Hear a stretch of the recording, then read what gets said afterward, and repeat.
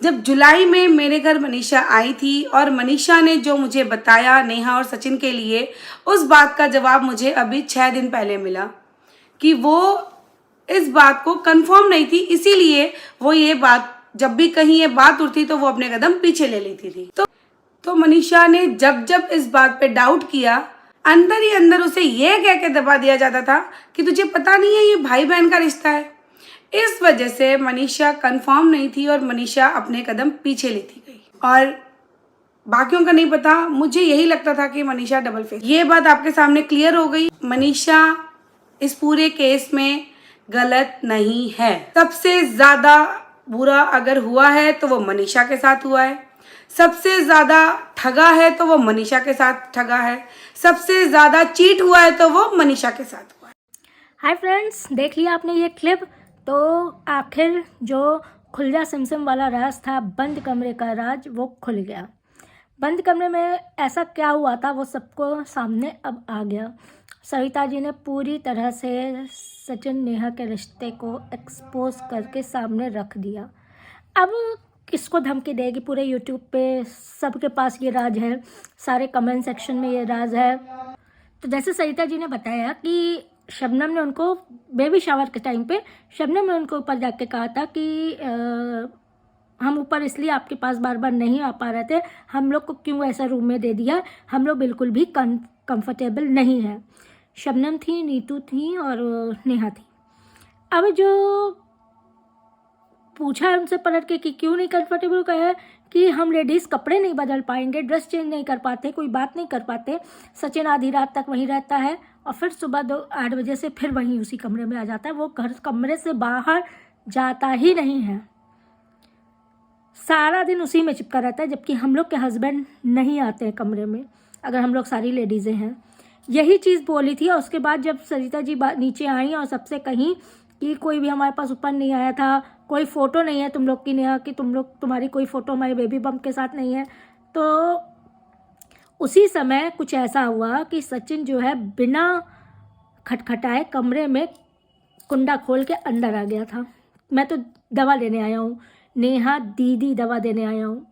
और तब उन्होंने ये कहा था कि क्या थोड़ी देर के लिए हम लोग अकेले नहीं रह सकते? अभी तुम बाहर जाओ अपने कमरे में, थोड़ी देर हम लोग बात कर रहे हैं। तो इसमें इन्होंने क्या गलत बोल दिया था जो इसका इतना बतंगड़ बनाया गया? बंद कमरे का राज बुला के बेइज्जत किया। क्या बेइज्जत किया? हम ये कहते हैं कि बेइज्जत नहीं किया, वरना बहुत और कोई परिवार होता तो बहुत ही बेइज्जत करता, क्योंकि घर परिवार रिश्तेदार ससुराल मैका सब वहाँ सरिता जी के थे। वहाँ पे ये नंगाई हो रही थी तो वो बेइज्जत बहुत होना चाहिए था, जो जबकि सरिता जी ने बहुत कामली इस चीज़ को हैंडल किया। क्या क्या तमाशे नहीं हुए बाद में बंद कमरे में किसी को बुला के? अरे किसको बुला के बेइज्जत किया वो नहीं बोल रहा है, जिसको बुला के हड़काया बुलाया ये बताया वो नहीं बोल रहा है, दूसरी उसकी चमचागिरी करने में बोल रहे हैं कि बुला के बेइज्जत किया, बुला के बेइज्जत किया। लास्ट में मनीषा के लिए क्या कहा आप लोगों ने सुना? सरिता जी ने सीधे साफ कहा कि जब भी उसको कंफर्म नहीं था, जब भी उसको वो आवाज़ उठाती थी उसको ये कहकर दबा दिया जाता था कि अरे भाई तुमको पता नहीं है भाई बहन का रिश्ता है, तुमको पता नहीं है भाई बहन का रिश्ता है, तुम गलत सोच रही हो, तुम्हारे किसी ने कान भर दिए, तुम गलत सोच रही हो, तुमको पता नहीं है भाई बहन का रिश्ता है। और भाई बहन के रिश्ते के आड़ में जान, जानू, मिस यू, लव यू, छोड़ के तो नहीं जाओगे, ये सब चल रहा था। आप लोग ये बताइए। देखिए बहुत लोग हमसे भी बहस करने की, उसका बराबर की गलती है तो उसी को क्यों?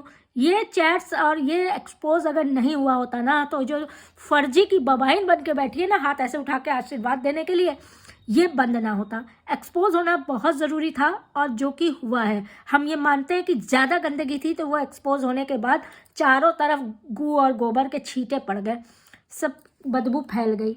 लेकिन ये ना होता ना तो गटर साफ भी ना होता।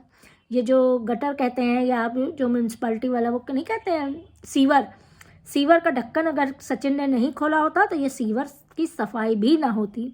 आज सरिता जी भी गलत, आज जेसिका भी गलत, आज आकांक्षा अंकु भी गलत, आज गीता जो वो बोल रही हैं वो भी गलत, शबनम भी गलत, नीतू भी अब गलत क्योंकि नीतू फ्रंट पे आ गई थी। तो क्या सिर्फ एक जगह दीदी ही सही है? सिर्फ आप लोग ये जवाब दीजिए।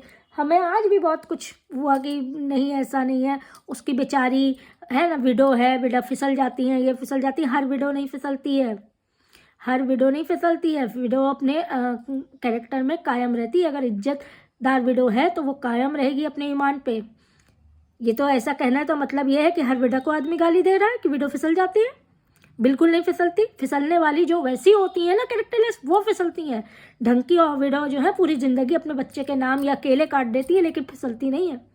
दूसरी शादी माँ बाप देते हैं तो किया जाता है एक परिवार की सहमति से, या वैसे दूसरी शादी होती। इस तरह का गंद नहीं होता है जो गटर वाला, सीवर वाला, गू वाला गंद मचाया गया है। तो दोनों गलत हैं।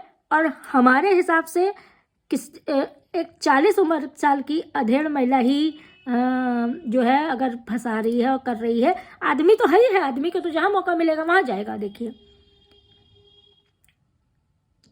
जो नहीं गया है उसको नहीं मौका मिला है, जिसको मौका मिला है कोई नहीं बाज आता है। आदमी तो आदमी है, मैन विल बी मैन, सीधी साफ बात, मैन विल बी मैन। तो वो तो जाएगा। ये तो औरत के ऊपर है कि हमको अपना चरित्र कैसा बना के रखना है। हमको ऐसे छिछुआ के गंद बचानी है कि अपने को इज्जत से, मेंटेन से, इज्जत से और अपना कैरेक्टर बना के रखना है। ये तो औरत के ऊपर है।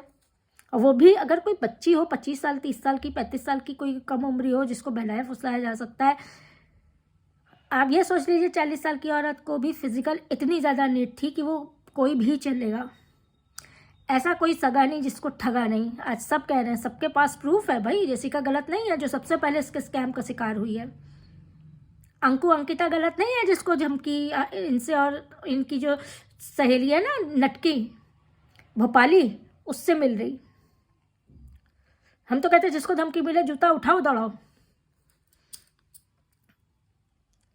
बहुत चीज़ें सामने आई हैं, बहुत चीज़ें सामने आएंगी और अभी भी बाकी है। अभी ये ना सोचिएगा ये किस्सा खत्म हो गया। अभी वो जो अपना पक्ष लेके आएगी, जब पता है अपना पक्ष, ऐसा पक्ष पूरा मेंटेन रेडी करके किसी ऑफिसर या वैसे के साथ ही आएगी जिससे कि 100% ये इनोसेंट दिख जाए और अगला सचिन गलत दिख जाए।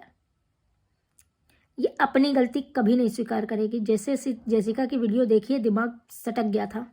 ये अपनी गलती कभी स्वीकार नहीं करेगी, कभी नहीं। पूरी फैमिली मिली जुली होती है। नीतू ने फ्रंट पे आया था तो नीतू के मुंह से निकला था ना कि माँ बहन सब जानती है, सब जीजा जीजा चिढ़ाते हैं, कमरे में ऊपर चले जाओ, ये चले जाओ, ये सब मजाक करते हैं। तो कैसे कोई कह देता है, कैसे वो भाई कह देता है कि हम कुछ नहीं जानते थे, हम जानते तो ऐसे सब जान रहे थे, सब सोच रहे थे फॉलोअर्स और पैसा मिल रहा है, मिलियन सब्सक्राइबर बढ़ रहे हैं, तो जब तक चल रहा है चलने दो।